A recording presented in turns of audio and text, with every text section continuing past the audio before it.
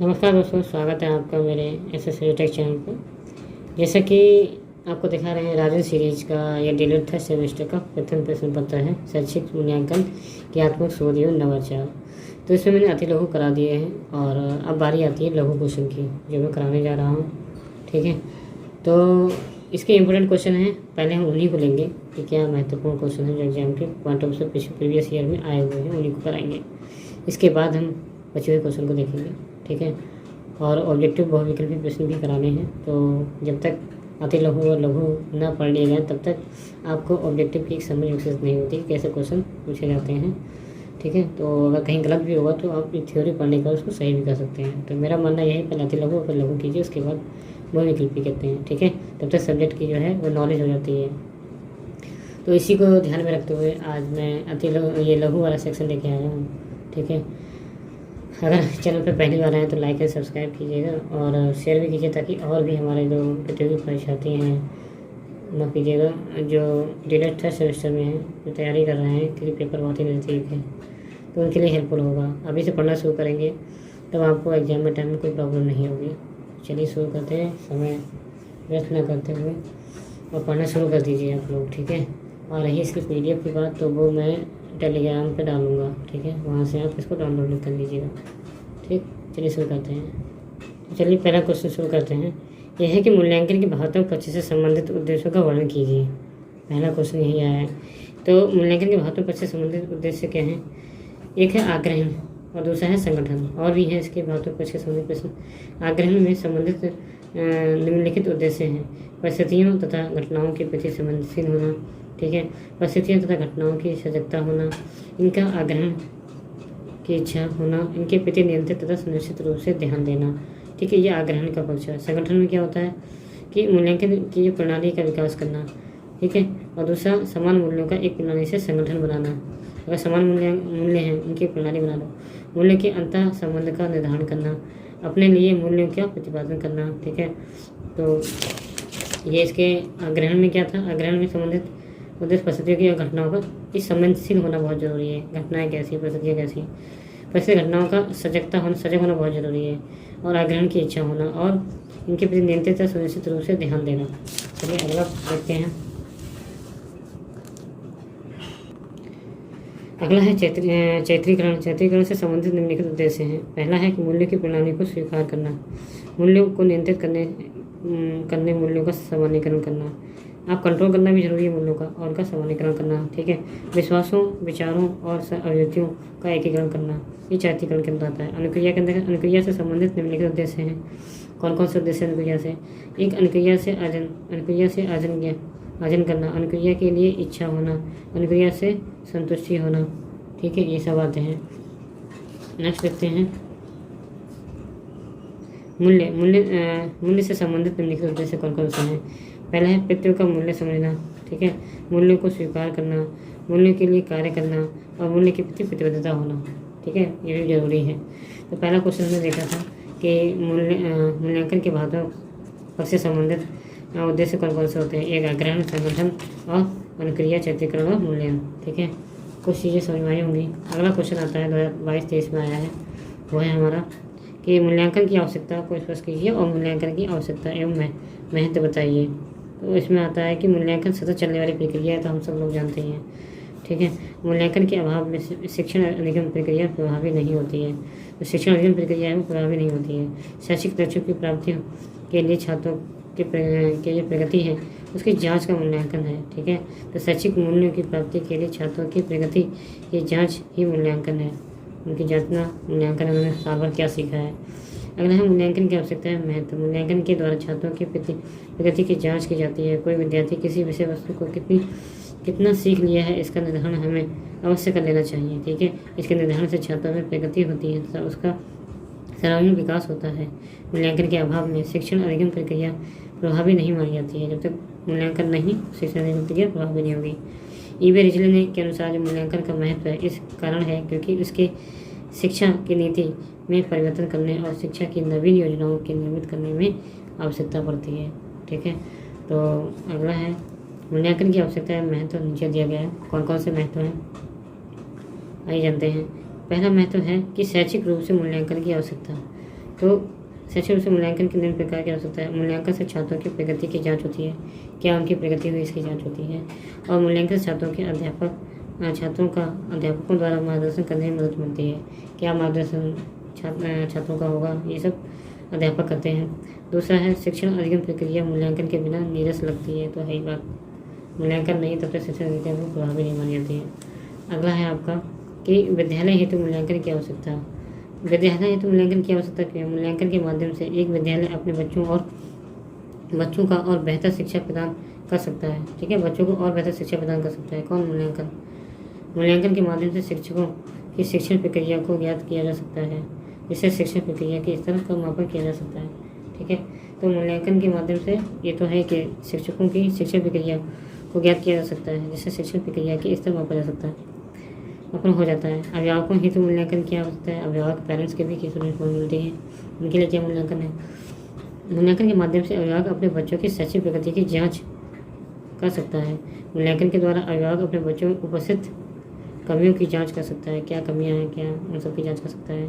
मूल्यांकन में अभिभावक उचित विद्यालय का चयन कर सकता है, ये अपने लक्ष्यों का नामांकन कराता है।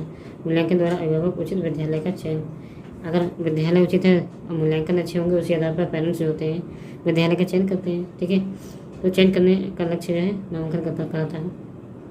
अगला है प्रशासनिक हेतु मूल्यांकन की आवश्यकता क्या है? तो छात्रों के लिए संक्षिप्त अभिलेखों पत्र के निर्माण में प्रशासनिक कार्य हेतु जो उनके संक्षिप्त अभिलेख हैं उस पत्र के निर्माण में अभिभावकों की संबंधित सूचनाओं को प्राप्त करने एवं प्रेषित करने में। ठीक है, अभिभावकों तो सूचनाओं को प्राप्त करने और प्रेषित करने में ये प्रशासनिक कार्य हेतु मूल्यांकन की आवश्यकता होती है। अगला देखते हैं कि नवाचार की प्रमुख विशेषता का उद्देश्य बताइए कि नवाचार क्या है। ठीक है, उसका उद्देश्य क्या है? 2024 में आया हुआ क्वेश्चन है ये, इसको भी देख लेते हैं। तो नवाचार की प्रमुख विशेषता इस प्रकार है कि शैक्षिक नवाचार का संबंध प्रमुख रूप से शिक्षक अधिगम प्रक्रिया को प्रभावी एवं रुचिपूर्ण बनाने में होता है। ठीक है, तो रुचिपूर्ण बनाने के लिए शैक्षिक नवाचार की क्रियाशीलता तथा उपयोगिता के प्रति विद्यमान होती है और शैक्षिक नवाचार द्वारा नवीनतम शैक्षिक तकनीकी को विद्यालय पहुँचाया जाता है। ठीक है, शैक्षिक नवाचारों उस नवीन तकनीकी का उपयोग होता है जो छात्रों के समग्र विकास का मार्गदर्शन करती है। नवाचार तकनीकी किस तरीके से छात्रों का समग्र विकास करती है, किसका मार्ग डिसाइड करती है, सब बताती है। नवाचार के प्रमुख उद्देश्य इस प्रकार है। शिक्षा में नवाचारों के प्रयोग का प्रमुख उद्देश्य शिक्षण व्यवस्था को विश्वसनीयता प्रतिस्पर्धा में आगे पहुंचाना। ठीक है, जिससे संसार में हमारी शिक्षा न्यायाधीश रूप में जानी जाए। ठीक है, और दूसरा है शिक्षण अधिगम प्रक्रिया को सरल एवं प्रभावी बनाना। शैक्षिक नवाचारों को द्वितीय उद्देश्य प्रमुख उद्देश्य है। इसमें छात्रों को प्राप्त ज्ञान स्थायी हो जाता है और शिक्षा में नवाचारों के प्रयोग से तृतीय उद्देश्य छात्रों का सर्वांगीण विकास करना है, जिससे छात्रों में अंतर्निहित प्रतिभाओं का विकास किया जा सके। ठीक है, तो ये हैं, सॉरी माफ कीजिएगा पूरा नहीं दिखा पाए। तो ये चीज़ें हैं कि शिक्षण से नवाचारों के प्रयोग से तृतीय उद्देश्य, ये भी हमने कर लिया। ठीक है, फिर अगला है पॉइंट 4 है कि शिक्षा में नवाचारों के प्रयोग का चतुर्थ उद्देश्य छात्रों एवं शिक्षकों में नवीनतम वैज्ञानिक दृष्टिकोण विकसित करना, नवीनतम वैज्ञानिक दृष्टिकोण विकास करना, जिससे वे अंधविश्वास तथा कुरीतियों से दूर हो सकें, ये भी जरूरी है। ठीक है, अगला देखते हैं कि शैक्षिक नवाचारों के प्रमुख उद्देश्य छात्रों द्वारा प्राप्त ज्ञान को स्थायी बनाना, क्योंकि जो ज्ञान प्राप्त है उसको स्थायी बनाना बहुत जरूरी है, क्योंकि छात्र क्रियाशील होकर ज्ञान प्राप्त करेगा तो वह ज्ञान स्थायी ही रहेगा। अगला शैक्षिक नवाचारों का प्रमुख उद्देश्य शिक्षा के क्षेत्र में होने वाली नवीनतम अनुसंधानों निष्कर्षों का प्रयोग शिक्षा के क्षेत्र में करना, जिससे शिक्षक एवं छात्र लाभान्वित हो सके। शैक्षिक नवाचारों के प्रयोग प्रमुख उद्देश्य छात्रों की क्रियाशीलता में एक्टिव कितने हैं उसमें वृद्धि करना, जिससे छात्र जो है वो मूक श्रोता न बनकर केवल शिक्षा अधिगम प्रक्रिया में संलग्न हो। ठीक है, खाली सुनना ही काम ना हो। शैक्षिक नवाचारों का प्रयोग प्रमुख उद्देश्य शैक्षिक लक्ष्य एवं उद्देश्यों की प्राप्ति में छात्रों की सहायता करना, शैक्षिक लक्ष्य एवं उद्देश्यों की प्राप्ति में छात्रों की सहायता करना भी बहुत जरूरी है। अगला है शैक्षिक नवाचार के माध्यम से मनोवैज्ञानिक सिद्धांतों का प्रयोग शिक्षण अधिगम प्रक्रिया में करना ही प्रमुख उद्देश्य है। ठीक है, अगला है शैक्षिक नवाचारों का प्रमुख उद्देश्य शिक्षण व्यवस्था की प्रगति को गति प्रदान करना, जिससे शिक्षा में नवीनतम क्रांति उत्पन्न हो सके, ये भी बहुत जरूरी है। शैक्षिक नवाचारों के माध्यम से नवीनतम सिद्धांतों का प्रयोग शिक्षण अधिगम प्रक्रिया में करना प्रमुख उद्देश्य होता है। तो ये है नवाचार का यूज करना, ये सब फायदे हैं। अगला क्वेश्चन करते हैं जो आया है 2024 में, पाठ्य सहगामी क्रियाओं के लाभ का वर्णन कीजिए। तो इस सहगामी क्रिया क्या होती है, इनके लाभ क्या होते हैं, ये हम जानेंगे। ठीक है, छोटा है क्वेश्चन, ज़्यादा बड़ा नहीं है। तो पाठ्य सहगामी क्रिया के लाभ, पहला है कि पाठ्य सहगामी क्रियाओं से बच्चों का सर्वांगीण विकास होता है। ये क्रियाएं बच्चों के प्रत्यक्ष अनुभव का अवसर देती है, अपॉर्चुनिटी देती है उनको। और अगला है, इन क्रियाओं के से बच्चों के व्यवहारिक ज्ञान का आधार मजबूत होता है। ठीक है, तो ये भी बहुत ज़रूरी है। ठीक है, नेक्स्ट देखते हैं, इन क्रियाओं से बालकों की रुचि, गति एवं क्षमता का पता चलता है और बालक जो होता है वो बालक को स्वतंत्र रूप से विकास का अवसर प्राप्त होता है। ठीक है, अपॉर्चुनिटी मिलना बहुत ज़रूरी है। अगला, पाठ्य सहगामी क्रियाओं के माध्यम से बच्चे चीज़ों का प्रयोग करना सीखते हैं। अप्लाई करना बहुत ज़रूरी है। ठीक है, और इसके अंतर्गत विभिन्न चुनौतियों का समाधान करने के लिए भी विश्लेषण, संश्लेषण और मूल्यांकन करते हैं, जिससे बौद्धिक विकास हो सके उनका। ठीक है, तो नेक्स्ट देखते हैं, पाठ्य सहगामी क्रियाओं से बालकों के शारीरिक सहनशक्ति में वृद्धि होती है और वे खेल कूद तथा शारीरिक क्रियाओं के माध्यम से शारीरिक सहनशील शक्ति अर्जित करने लगते हैं। और पाठ्य सहगामी क्रिया स्वास्थ्य प्रतियोगिता की भावना विकसित करने में सहायता करती है। अगला क्या है, इन क्रियाओं के माध्यम से छात्रों की आत्मविश्वास बढ़ता है और उनमें आत्मसम्मान की भावना भी बढ़ती है। तो आपने देखा इस क्वेश्चन को कि सहगामी क्रियाएँ होती हैं, उनसे क्या लाभ होता है पाठ्य में। ठीक है, अगला क्वेश्चन देखते हैं, हमारा 2024 में आया है, अवलोकन प्रविधि की सीमाएं क्या हैं और अवलोकन विधि की सीमाएं कौन कौन सी वो देखते हैं। तो एक है इसमें हमारी अवलोकन की सीमाएं निम्न प्रकार हैं। सामाजिक घटनाएं, ठीक है, सामाजिक घटनाओं का अध्ययन करते समय पक्षपात की संभावना बढ़ जाती है, अतः इसे कम। नेक्स्ट है, अध्ययन करते समय वैज्ञानिकता की कसौटी पिछड़ जाती है, अध्ययन में वैज्ञानिक कसौटी को ध्यान रखना चाहिए। ठीक है, ये अवलोकन की सीमाएं हैं। और अवलोकन प्रविधि में धीमी जांच होती है, अतः अवलोकन प्रविधि को चुनते समय जांच को तीव्र करना चाहिए। इसकी सीमा, अवलोकन पद्धति एक महंगी पद्धति है, इसमें व्यक्तिगत अध्ययन के कारण धन का व्यय बढ़ जाता है। अवलोकन पद्धति में दोषपूर्ण धारणा पाई जाती है, जिससे अवलोकनकर्ता प्रभावित हो जाते हैं। ठीक है, तो प्रभावित तो होते ही अवलोकनकर्ता। अगला 2024 में क्वेश्चन आया हुआ है, क्या है कि उपचारात्मक शिक्षण किसके लिए आवश्यक है और क्यों आवश्यक है। उपचारात्मक शिक्षण देख लेते हैं। किसी विषय में छात्रों की अधिगम संबंधी समस्याओं को ज्ञात करना, कोई सब्जेक्ट हो उनका और उनको समस्याएं आ रही हैं उसको ज्ञात करना निदान कहलाता है। ठीक है, तो किसी विषय में छात्रों की अधिगम संबंधी समस्याओं को ज्ञात करना निदान कहलाता है। छात्रों की समस्याओं के कारणों को ज्ञात करने के उपरांत कारणों को जानकर उन्हें दूर करने, समस्या का निराकरण करना उपचारात्मक शिक्षण कहलाता है। ठीक है, और उपचारात्मक शिक्षण का उपयोग उन छात्रों के लिए किया जाता है जिन्हें सीखने में कठिनाई आती है, जिससे छात्र पाठ्य पुस्तकों को वर्णन में नहीं कर पाते हैं और परीक्षा में अच्छे अंक प्राप्त करने में असफल रहते हैं। जो अंक सामान्य के परीक्षार्थी के होते हैं उन्हें असफलता का पता नहीं चलता है। ठीक है, इसलिए कारणों का पता लगाने के लिए ऐसे कमजोर छात्रों को जो निरात्मक परीक्षाएं हैं वो दी जाती हैं। इन निरात्मक परीक्षाओं से छात्रों की कमजोरियों कारणों का बोध होता है। प्रत्येक छात्र की कमजोरी तथा उसका कारण अलग अलग होता है, इसलिए उस कमजोरी में सुधार के लिए व्यक्तिगत शिक्षण की व्यवस्था की जाती है। इस प्रकार शिक्षण को औपचारिक शिक्षण की संज्ञा दी जाती है। कौन से औपचारिक शिक्षण दी जाती है? औपचारिक शिक्षण में व्यक्तिगत भिन्नताओं को विशेष महत्व दिया जाता है, इसलिए औपचारिक शिक्षण के लिए विशेष प्रक्रियाओं तथा प्राविधियों का विकास किया जाता है, जिससे औपचारिक शिक्षण ग्रहण करने के बाद छात्र सामान्य शिक्षण की प्रक्रिया से जुड़ सके। ठीक है, तो ये है सब चीज़ें। अगला क्वेश्चन जो आया है वो भी महत्वपूर्ण है कि क्रियात्मक शोध के 4 क्षेत्र बताइए कौन कौन से हैं। तो क्रियात्मक शोध के 4 क्षेत्र हैं। पहला क्षेत्र जो है वो शिक्षण अधिगम संबंधी समस्याएं, दूसरा है मूल्यांकन एवं परीक्षण संबंधी समस्याएं और पाठ्य सहगामी गतिविधियाँ संबंधी समस्याएं, और आगे चौथा भी है वो भी जानेंगे।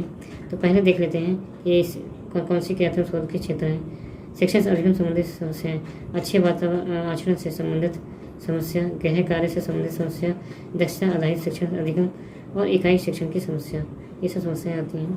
मूल्यांकन एवं परीक्षा संबंधी समस्याएं, सतत एवं व्यापक मूल्यांकन, ठीक है, परीक्षा से विश्वसनीयता और परीक्षा में विश्वसनीयता और परीक्षा में विकल्प संबंधी समस्याएं, ये मूल्यांकन एवं परीक्षा संबंधी समस्याएं हैं। पाठ्य सहगामी गतिविधियों से संबंधित समस्या कौन कौन सी हैं? गतिविधियों के प्रति जो है वो विद्यार्थियों में रुचि उत्पन्न करना, खेल के मैदान एवं उपकरण, ये है आपके। ठीक है, और चौथा पॉइंट है वो ये है कि विद्यालय प्रशासन तथा प्रशासन संबंधी समस्याएं। तो विद्यालय में शिक्षकों का कम होना, बहुकक्षा शिक्षण में कठिनाई और विद्यालय का सौंदर्यीकरण है, और विद्यालय में अध्यापक का विलम्ब से आना और शिक्षक अधिगम सहयोग की समस्या। ठीक है, तो ये जो आपके इतने क्वेश्चन थे जो कराए गए थे 7 क्वेश्चन, ठीक है। और भी क्वेश्चन 2024 में ये लॉन्ग क्वेश्चन है, ठीक है। तो और भी क्वेश्चन हैं लेकिन वो लेंदी क्वेश्चन है, उनको करेंगे हम नेक्स्ट वीडियो में, ठीक है। तो ये 7 क्वेश्चन आज कराए आपको, ठीक है।